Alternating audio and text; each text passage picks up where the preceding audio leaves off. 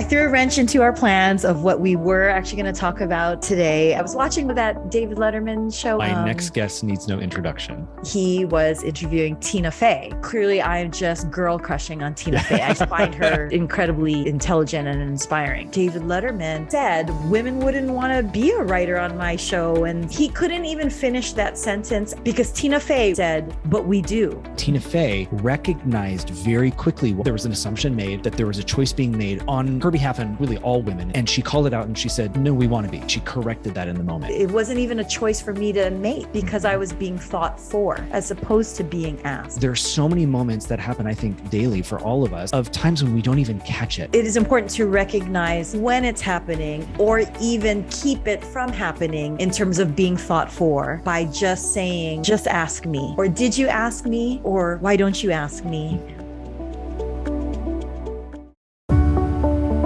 Welcome to Simply Enough. This is Zachary and Elizabeth, and thanks for tuning in. If you're liking our podcast, we'd love it if you'd share with your friends and family. And then rate and review to raise our visibility and spread the message of enoughness. We love you, and remember, you are simply enough. Just as you are. Period.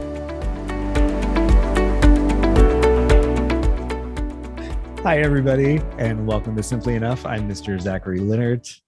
And I'm Dr. Elizabeth Ignacio.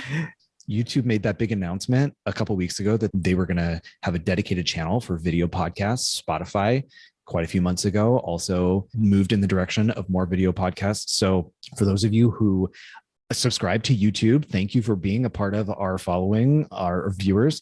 And to those of you who maybe listen, check out our YouTube channel, subscribe, Simply Enough podcast. And hopefully if we get 100 people, then we can get our own custom URL, which is going to be fantastic. And I know we're on that way. Thank you everybody for subscribing. But yes, please do hit that subscribe button. Yeah. If we have faces perfect for audio podcasts and you don't want to watch us, please go on YouTube anyway and hit that subscribe button just to bump up our numbers. Thank you. Yes. So thank you so much for joining us on this journey. I look back at our list all the time and am floored that we have as many episodes as we have and as many downloads as we have. And just the other day, I told you, Elizabeth, I bumped into a college friend of mine at Target. We both were living in the same area and we hadn't seen each other since I moved to Chicago, and we ran into each other in Target. And one of the first things that she said was, "Oh, I hear you have a podcast." And so I just this like rush of pride, because I just believe in what we talk about, and I believe in our messaging and also just what the name of our podcast stands for and everything that's embedded just in the logo. And so there's just this rush of pride that came over when she said that to me. And I was like, yeah, we're on, and I think at the time it was episode 32. I said, yeah, we have 32 episodes. And each one, I'm just thrilled. So thank you, Elizabeth, for being on this journey with me. And thank you to all of you for being on this journey with us. So thank you. Yeah. Hi, Jackie Pozak. So hopefully she listens. Anyway, so what do we got today? So speaking of our locker room pregame talk, I know that we came in with plans to speak of a different topic, which we will put off, ironically, because I threw a wrench into our plans of what we were actually going to talk about today as we were recording, because I was watching something last night on Netflix. And for those who have listened to us before, as much as we pepper our conversations with academic studies and literature, we also very much talk about pop culture as well. Yeah. And so I was watching last night. What is the name of that David Letterman show again? My Next Guest Needs No Introduction. My Next Guest Needs No Introduction on Netflix. And it's already in season 3 or season 4. But I was like, what is this? And I was looking at his guests, and it is a phenomenal list of guests. Mm-hmm. But I think way back in the first season, he was interviewing Tina Fey. Oh. And I love Tina Fey. Uh-huh. I love Tina Fey for the trailblazer that she is and her self-deprecating humor, for her astute intelligence. Like her comedy is really witty and so observant. And I just love her. And I also love her as a woman because she is a woman who lifts others up. Mm-hmm. So, for example, she's very much known. She was the head writer for Saturday Night Live, and then she, started 30 Rock. But where she really started to climb to fame, she was already successful by being the first female head writer at Saturday Night Live. So she was already successful. But if we're going to talk about fame and influence, that really rose when, as head writer, she therefore then was tapped to be what is it called? The Weekend Update segment. Yes. So when, as head writer, she was tapped to be the host, she said, I don't want to do it alone. Mm-hmm. And I don't think that it's served best, or I would be best alone. So she tapped Amy Poehler. Mm-hmm. And that also helped Amy Poehler's rocket rise. Mm-hmm. And that was just the kind of the launching pad for their astronomic careers. And it's because Tina was willing to not just look for the spotlight for herself, but recognize 1 + 1 = 3. Mm-hmm. There's an exponential rise in lifting others up. So that was a long introduction, but clearly I'm just girl crushing on Tina Fey. I just find her just incredibly intelligent and inspiring. Anyway, so of this whole 3-4 season list of guests, I wanted to watch about Tina Fey. So, I'm watching this episode, and she loves David Letterman, and they clearly have worked together before, and they're riffing on each other so well. And it's just this clear mutual love, admiration, and respect for each other. It was just really wonderful episode. For those who love Tina Fey, it's a great episode. Yet, even with this mutual back and forth of admiration and crushing on each other, it actually, by the way, made me think of our relationship, Zachary, how there's just such mutual love and learning from each other. There was a little very quick, instantaneous moment of almost kind of teaching a lesson. And it was literally instantaneous. And maybe it was because of the lens through which I was watching that I saw it this way, and no other viewer might see it this way. But David Letterman was, to his credit, lauding her on how she has really changed kind of the culture of comedy, certainly changed the culture of SNL by being, the first female writer. But then with that, how did that change comedy? And she talked about, to our a previous episode about being in the room, she talked about how being in the room and then having other females, whether they're the director or the producer or more writers in the room, changed even the comedy, because the mere presence of different perspectives shifts what is considered or accepted to be funny. And that actually expanded the world of comedy. So what a lovely topic, and kudos to David Letterman for bringing that up and spotlighting that. Interestingly, though, what he said was, I often got letters or asked by people, how come all of the writers for David Letterman are all male? And I don't know. I don't know why. It was certainly not a conscious thing. It wasn't a, discriminatory thing. It's just, our world, was all male. Who would want to be in that? And women wouldn't want to be a part of my show, and women wouldn't want to be a writer on my show. And so, and he couldn't even finish that sentence out completely, because Tina Fey, with all of her light humor for the whole episode, that one moment she said, "But we do." And she's very serious. And he was like, "Oh, well, but I just assumed, and I just thought first of all, I didn't really think about it. But when the question was posed to me, I just thought, well, women wouldn't want to." And again, she just said, "But we do." It was a moment that certainly triggered me, because that has happened frequently in my life. I imagine it's happened frequently in many a woman's life, even with good intent from other women or men. So I'm not saying it's always men thinking for women. I'm just saying being thought for as opposed to asked, or something being assumed as opposed to asked. Yes, that's happened with me throughout my life, and especially in my career. And again, it's not always with malintent. A lot of times it's thought of because somebody cares about me or wants to protect me. But that's still, interestingly, in thinking for me, even with good intent of protecting me, that's still, I'm sorry, it is patronizing, but I don't even want to use that word because, again, I don't want it to be a male-female thing, right. But it is removing choice from me because of thinking for me as opposed to just asking.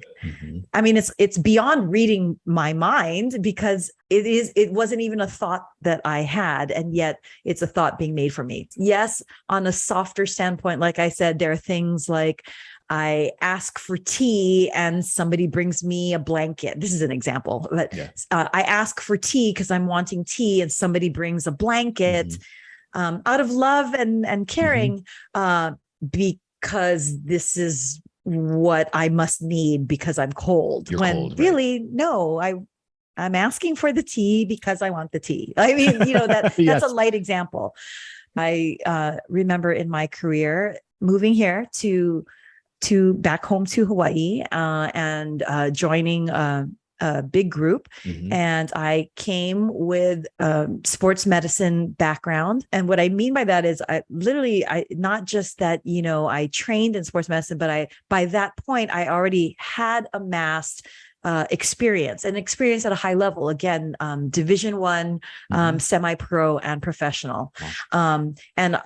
And that's years of experience because I had trained and lived and practiced on the mainland for a number of years prior to coming back home to Hawaii. So upon coming back home to Hawaii, there were a turn of events where there needed to be more coverage or more support of the teams for University of Hawaii. And it was kind of needed necessarily quickly. And so here I was. It was just a few months into my practice here. Yes, they all happen to be male. I don't know if that matters, but I do think it does. Yeah. So this scenario occurred. Again, not boasting, just being very factual. I did literally come, with years of experience under my belt of Division I coverage, semi-pro, professional, Olympians, Paralympians before even joining this group. And actually with that, I therefore was literally one of the most experienced in the realm of sports medicine and team coverage. So when it was brought to the attention of the group that this support was going to be needed, I was basically voluntold.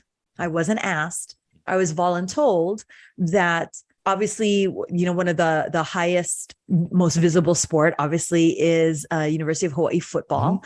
Clearly, because I'm a mom with kids, I wouldn't be interested in covering the football team, which is, again, the most visible team. So the sport that I will cover will be women's volleyball, which, let me first and foremost say that is a big deal. So I'm not minimizing the coverage of women's volleyball, especially here in Hawaii. It is, the following of women's volleyball, the caliber of athletes that we have here for our UH women's volleyball. It is arguably one of the biggest sports of UH athletics. So I'm not downplaying the fact that it's Wahine volleyball. There's more to that story because what he then said, what the senior partner told me then was, well, you'll cover women's volleyball because, again, you have kids. And so you're not going to want to be traveling with the team and being out on the field. Plus it's volleyball is indoor, so it's air conditioned. And I said, there was silence on my part. And then I said, okay, but who is going to be helping to cover the football team? Oh, well, our chief resident will help cover. For those who are not in medicine or not familiar with the training or the hierarchy of the training, so a resident is a doctor in training. So they've graduated from from medical school already. And then based on the specialty, you are in training as a resident. So you're a resident in training. So for example, internal medicine, pediatrics, that's 3 years. A lot of the surgical specialties is at least 5 years. And so at the 5th year, you're a chief resident. So my point being, as a chief resident, this gentleman that they are saying will cover Division I football instead of me is not even finished in his orthopedic surgery training. He's at the end of his orthopedic surgery training, but he's not yet even done with his orthopedic surgery training. Whereas I am subspecialty fellowship trained in sports medicine and have covered this level of sports more than even some of my other partners. Yet the choice had been taken away from me because I was being thought for. They were thinking for me, oh, she won't like football, which, hello, I love it. I mean, and not only do I love it as a person, but I've covered that again on a Division I and professional team basis. Then to even patronize or think for me more, it's, well, plus you're a mom. And so you have little kids and volleyball is air conditioned. I'm speechless. Just because there on so many levels, the choices were taken.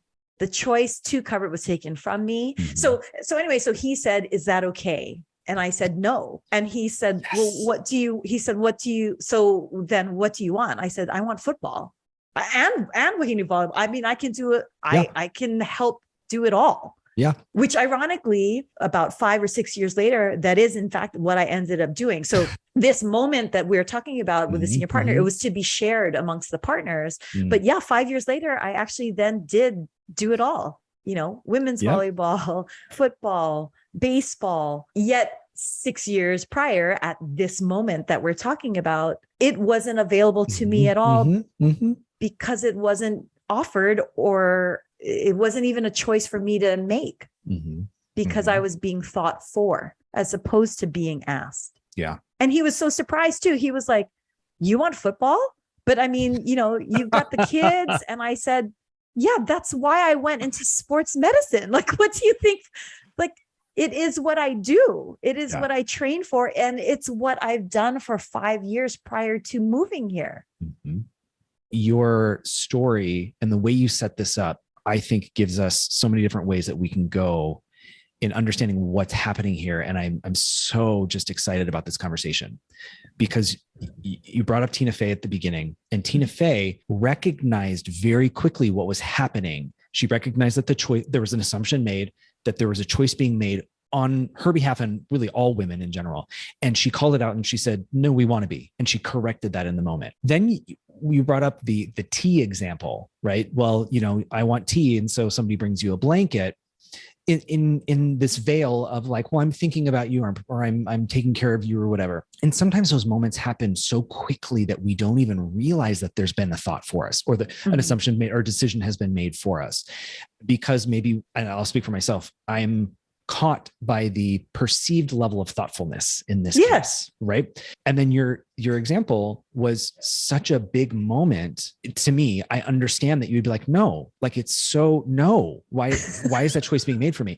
So you set up such an incredible range because there's so many moments that happen, I think, daily for all of us. And I have so many that have come to mind of times when we don't even catch it, or times that we do catch it and we don't necessarily know what to do. Right. I'm so amazed. Yeah.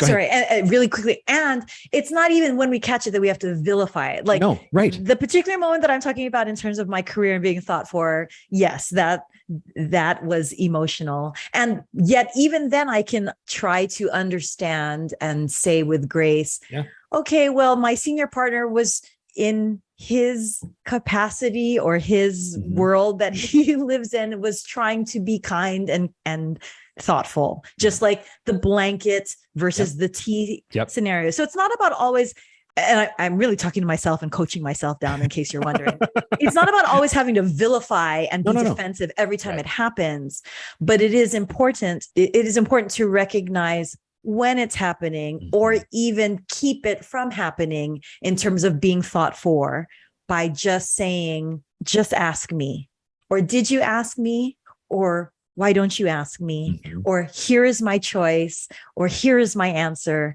as opposed to allowing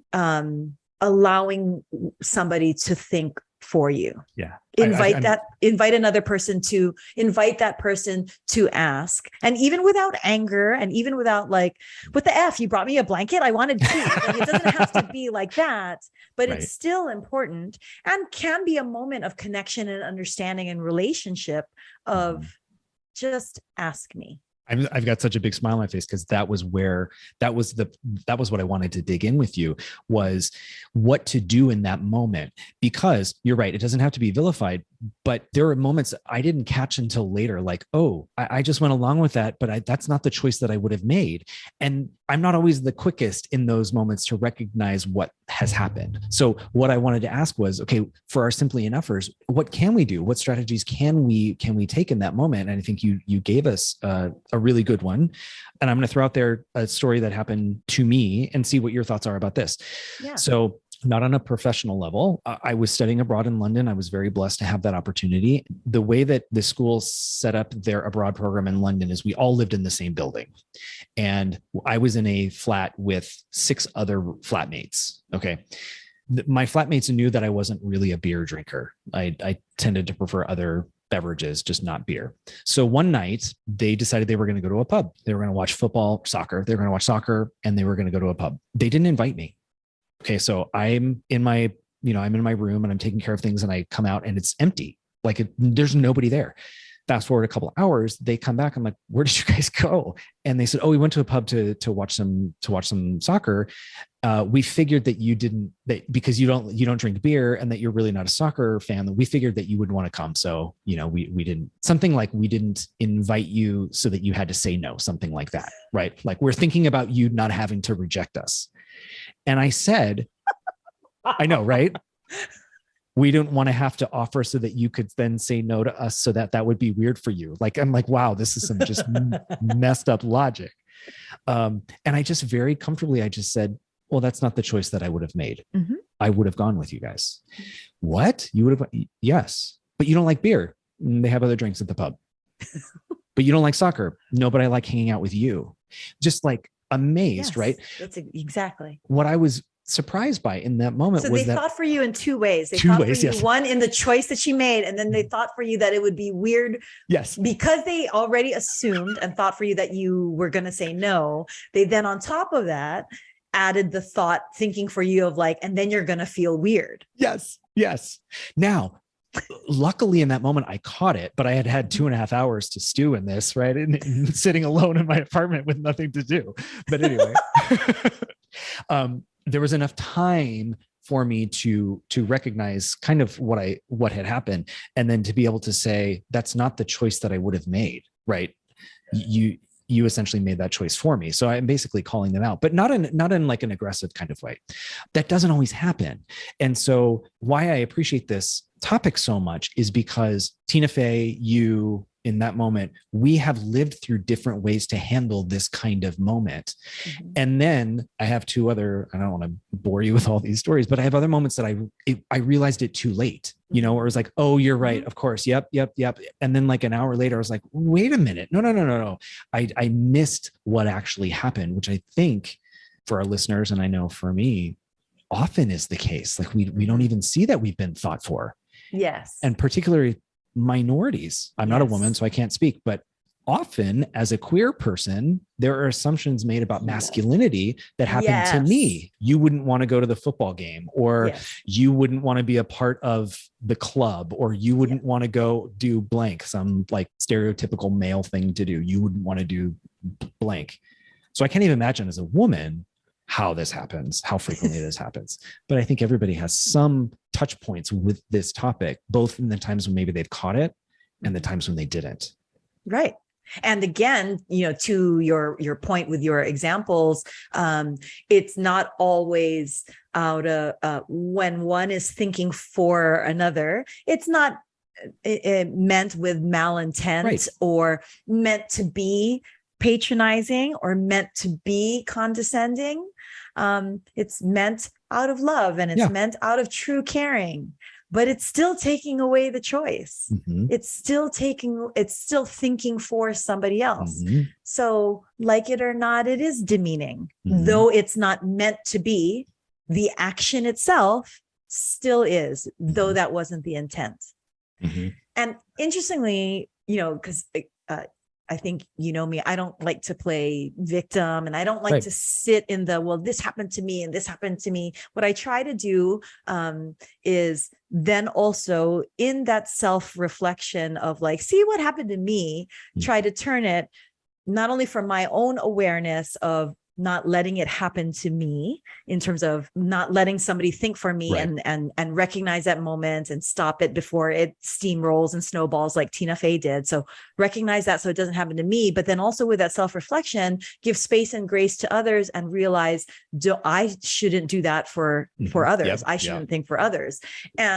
And whether it's space and grace so that I have understanding, compassion, and respect for another person to ask them their choice, but also in a self-serving way. And I actually tell this to Gracie and Mikey, don't assume and don't think for somebody else with a foregone conclusion that therefore limits you from taking a step of trying something new or taking a risk, because it's so easy to be like, well, I'm not going to go approach that teacher for help because she's going to just be so irritated with me, or I'm not going to approach that coach for help because he's going to be annoyed, or I'm not going to, try to have lunch with those people because I know that they don't like, all of that is, we think is protecting ourselves, but really in thinking that we're protecting ourselves from that embarrassment or disappointment or rejection because we're assuming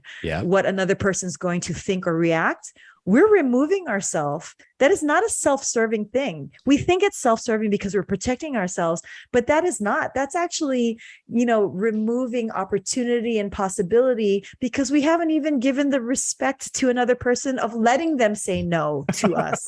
Now, and they might say no, and then that'll suck. But you know what?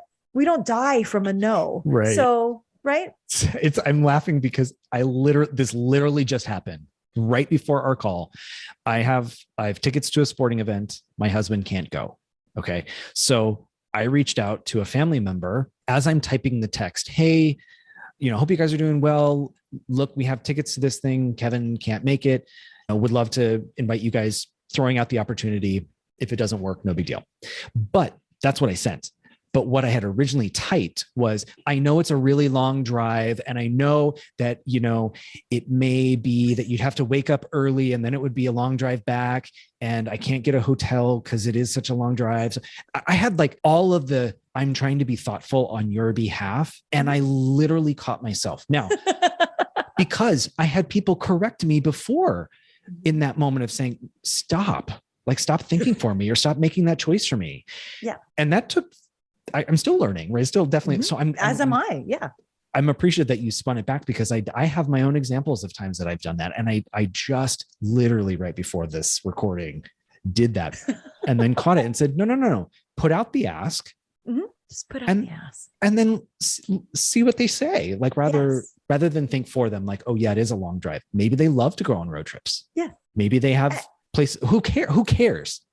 Like what? There are a million what if stories. Just ask. Exactly. And you might be right on every point, by the way. So you might be right that they're saying, thank you, Zachary, but it's too long a drive and I'll have to get a hotel room and it's too short notice, blah, blah. So that all may be check. And the answer might be no. Right. But now that no, as long as you don't personalize it and everything like that, now that no is just a data point. Yeah. That's all it is. Yeah. Okay. Now I've got the fact that no, they can't come, or no, they don't want to come. But now it's a data point. Now it's a fact, as opposed to I'm assuming something for somebody else. Yeah. Oh, I bet you this. No, I'm not going to ask her out on a date because I bet you she's going to say no. She might. And if you get a no, then that's the data point that she's not going to go out on a date with you.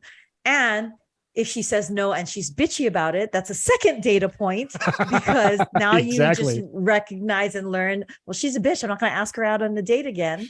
And there you go. That's all you have now, is at least it's data point. Now now you have something to work with and deal with, as opposed to this nebulous thinking for somebody else. Oh, I bet you they're going to say no. I figure, or in the past, they've always said, this. So why would they say any different? I don't know. They might not say any different, but you won't know until you ask. Yes. Just ask. Just ask. That's why this is such a great topic, because I think the takeaways are from two perspectives. They're the takeaway from simply enough, or in the moment when you recognize that a choice has been taken from you, right? That moment, and what to do or not to do, whatever, but just be aware, and how you can be aware, and then what happens next. And then also how you can turn around and avoid doing that to somebody else, or go into it with a different perspective on how to honor what your request is. And then keep that separate from necessarily the decision or the outcome. Like there's just the moment of like, I'm just going to put the ask out. So that's why this is such, I think, a really meaty topic for us, because it hits on two levels, both how we receive something and then maybe how we deliver something as well. Does that make sense? It totally. I mean, not only does it make sense, like that's the point. Yeah. That is the point of self-discovery, self-evaluation, self-compassion, is in finding in situations, opportunities, possibilities, circumstances, in giving oneself self-compassion, self-analysis, self-awareness, and therefore strength. That space and grace one affords oneself can now be extended to other people. And that's why, whereas many people might feel like, oh, self-care and self-worth and self-value is so selfish, I actually argue the opposite, because again, it's how you show up. So if you can be more in a place of self-awareness and self-love and self-compassion, well, armed with that and cup filled with that, that is how we show up and overflow for others. It is actually, in many ways, the least selfish thing to do is being one's best self. So that strength and also that strength that so there's self-compassion and grace, but there's, also strength in recognizing I have my voice and I have my mind. And so I'm going to speak my mind and I'm going to use my voice to make a choice. And I shouldn't be vilified for my choice, because I'm just answering a question. With that strength, I am now grounded and I don't feel insecure or defensive in knowing myself. And with that strength, I therefore don't have to be fearful or defensive in putting out an ask. Thinking about you and Tina Fey in those moments when a choice was made for you, I'm gonna throw the question out. It's gonna feel directed at you, and I don't mean that. I think it's just an area where we can kind of dig in. So upon reflection, for those of us that recognize, oh wait, something just happened, a choice that I didn't make, and maybe the window of opportunity to say no, or we do want to be in the room, or that's not the choice I would have made. Perhaps that opportunity now is gone. And yes, we can look forward to whatever the next moment is. But ultimately, my question is, are there still choices that you can make regarding that specific moment if it seems like the opportunity, the choice was made for you already? So in the case of in your example, was there still room for you? Maybe you had said, oh yeah, that's fine, I'll take Wahine volleyball. Okay, blah, blah, blah. Like, could you a week later have gone back and said no and said, wait a minute, no, actually, I want football? To also just give a little bit of room if you missed the moment or maybe you didn't catch it. I'm fumbling through this, but basically the point is, for those of us that don't catch it as quickly, what can you do? What can we do if we are unsettled with the choice that was made for us and still feel like there might be things that we can? I'm not saying this very well. I think you know where I'm going with it, though. I do know where you're going with it. And yes, in that moment, I did speak my mind and say, no, that's not okay with me. I will do Wahine volleyball. I'm proud to do Wahine volleyball, and I'll do football. And interestingly, it opened up a little bit more, not much more, but a little bit more of a conversation, because then the senior partner was like, oh, really? I'm surprised. But right. what about this? And what about this? So that gave an opportunity to open up the discussion a little bit more of like, well, just because I'm mom doesn't mean that I don't want to do this also, and I can and I have, back on the main. So it opened up discussion. So yes, I did take that moment, and Tina Fey in that moment did kind of nip that momentum in the bud with Dave Letterman. Relative to what if I didn't say it, what happens like a week later when I recognize that was a missed opportunity, then I can't think of a example right now, but I know that's happened in the past. What goes in through my mind in terms of the action to take is I then weigh, or I clarify for myself, what is the outcome that I'm looking for? And I guess to answer that question, clarify for myself, what is upsetting me more, that I was thought for and that I didn't get to say my choice, because that's separate from, and therefore then I get to cover football.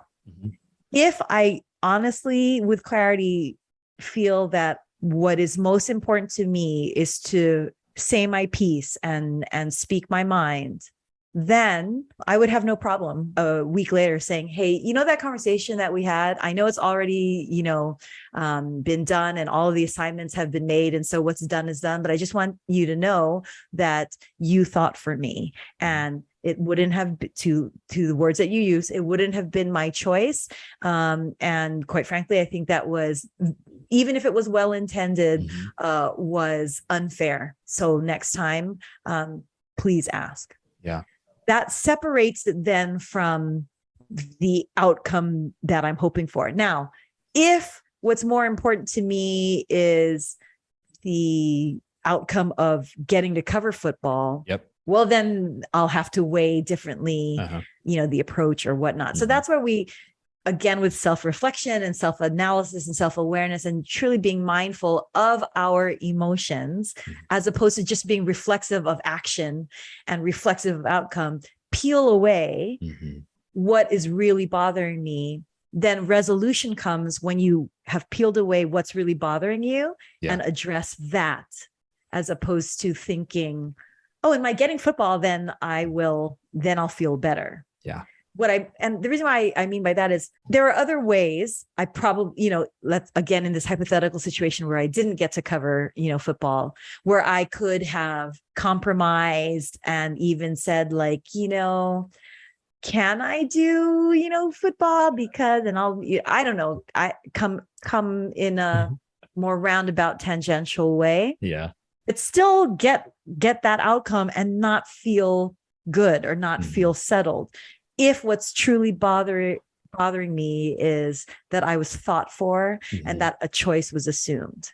That's why it's really important to peel away what is the crux, what is really the emotion one's feeling, what is one really bothered by, and address that for resolution and for feeling peace and for feeling whole, and actually not be misguided or misdirected by a different compass. Does that make sense? It does. And thank God you speak Zachary, because that was exactly what I was trying to get to. And you spoke to it so well. Ultimately, why I asked that question is because however many years later, when I was in grad school, I was part of a cohort, and we had to break up in this particular class into small groups to discuss how the particular lesson that we were focusing on would apply to various classrooms or grade levels.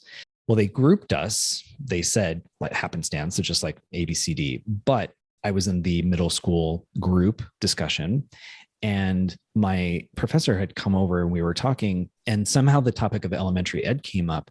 I kind of leaned into the question, and my professor was like, well, what does that really matter? Like, you're going to be a middle school teacher anyway, blah, blah, blah. And I said, well, like, why am I going to be a middle school teacher? Like, well, it's kind of to Tina Fey's point, like men in early childhood education, that it just doesn't really happen. So you're probably going to be a middle school teacher, blah, blah. And I went with it. Right. So I just kind of kept going. And it wasn't until however many 3 years later, when a principal put me in kindergarten, and I was like, oh my God, I I love this age group. I love these kids. I love the learning that happens. I just love the way they think, that I missed that moment 3 years prior of like the thought was made for me and a decision was ultimately made that now I believed that I didn't belong in early childhood. Men don't belong in early childhood, and had never really understood because I didn't catch it, and then was unsettled about it, but didn't really know why until however many years later. And so that's why I appreciate you doing the hypothetical, because I know for myself, and I imagine for many of us who are listening, I'm sure there is that moment where like a week later, you're like, well, hold time out. And then what? And just the insight about prioritizing or really thinking it is like what it is that your goal is or what bothers you the most. And then thinking about decisions that will work towards that is incredibly helpful. So thank you for speaking, Zachary. No, I knew exactly what you're asking. Yeah.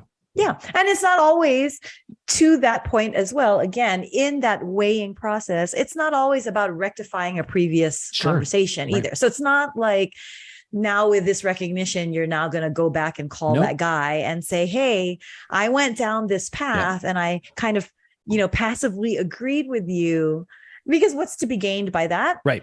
You've already gained by the recognition and the awareness. And honestly, even if you didn't recognize or even if you didn't recognize it this very moment, still the path took you through lower school, and that's where you found your place. So again, that's where we also weigh, well, what is the outcome that we're looking for? Like, what is it important to you to rectify that situation years ago with that person? No, it does. It makes zero difference.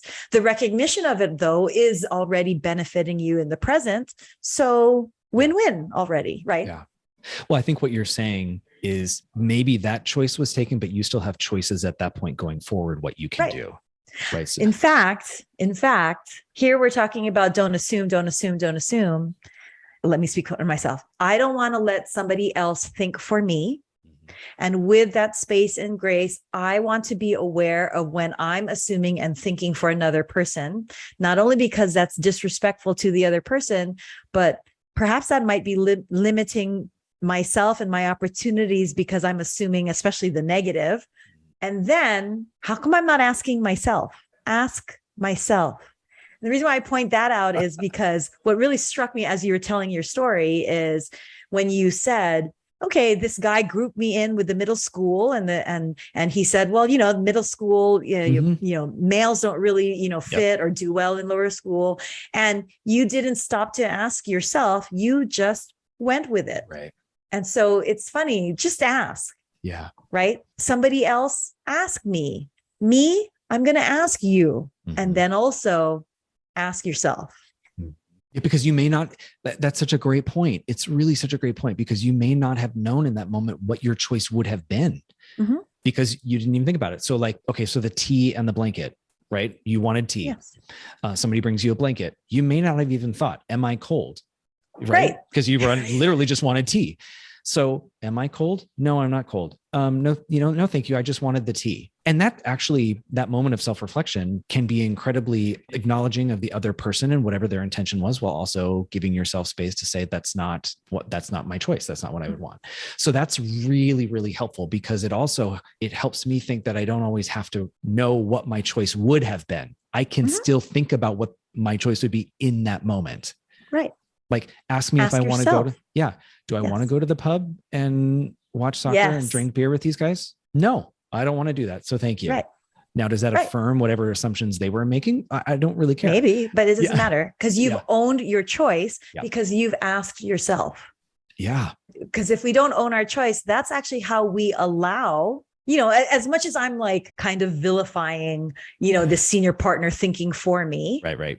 Right. And I think there's reason to, but anyway, but even in, again, wonderful thought processes or neutral, we don't even have to label it positive and negative, even neutral, seemingly neutral, where this guy is like, okay, and Mr. Leonard, you are going to be in the middle school group, just neutral, going with it. That is where you're owning your choice. So you are asking yourself, because if not, that's how we allow choices to be made for us. So it's not always actually the fault of the person thinking for us. You know what I mean? Yeah. It's not always, again, so as to not vilify the blanket giver, or even this person neutrally putting you in the middle school group, or even David Letterman, if you will, like neutrally, or at least in his mind, neutrally just saying like, oh, yeah, why would women want to work in this gross male dominant? And this was along the heels actually of Tina Fey talking about how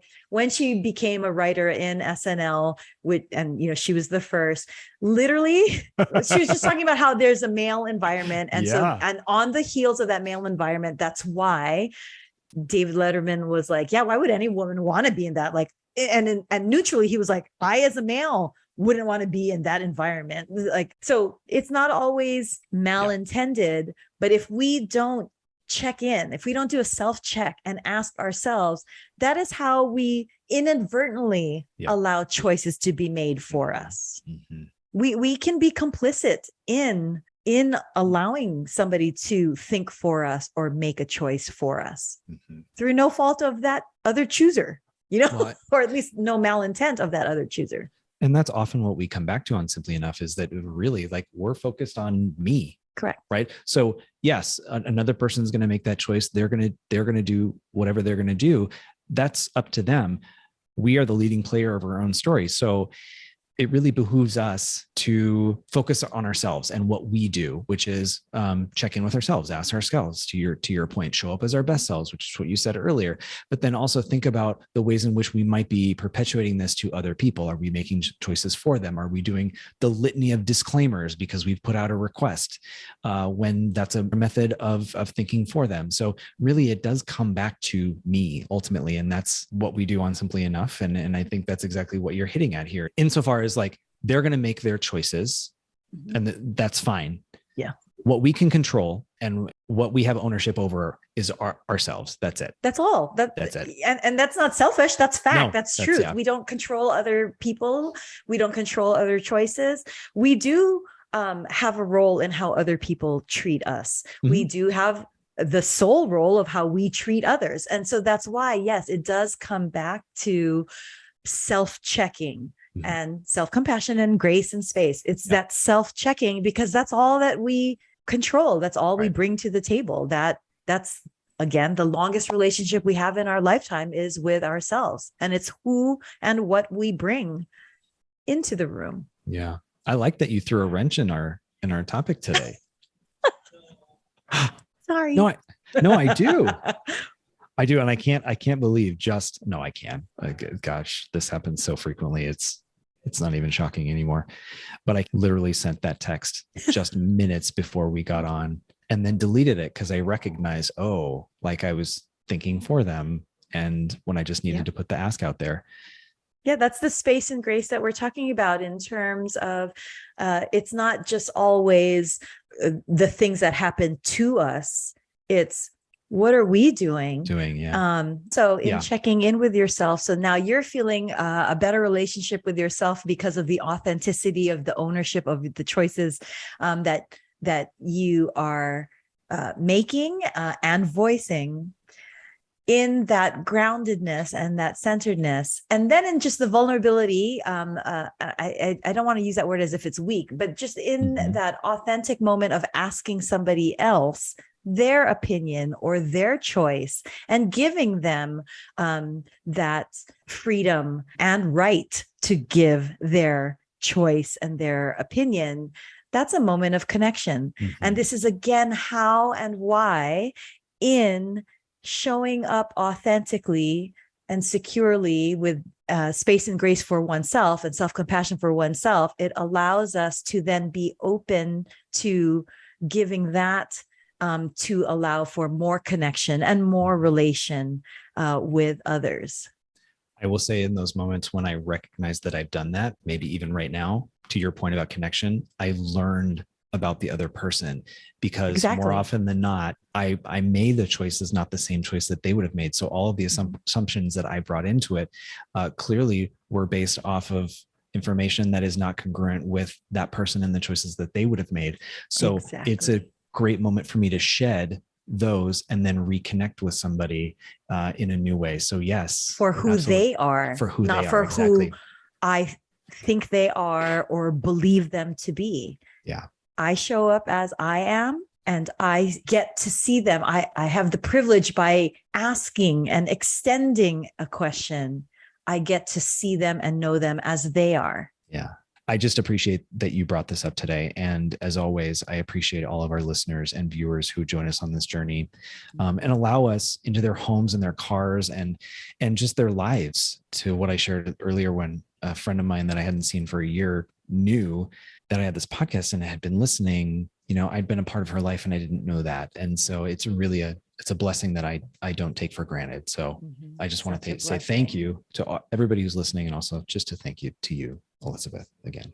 So thank you. Love you. Love our listeners and our viewers. And yes, let us into your lives by even letting us know what's going on in your lives.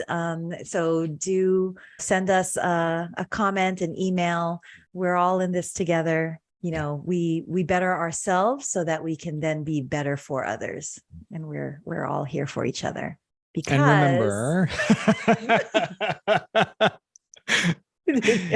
because you are simply enough, just as you are. Period. Love you. Mwah. Mwah.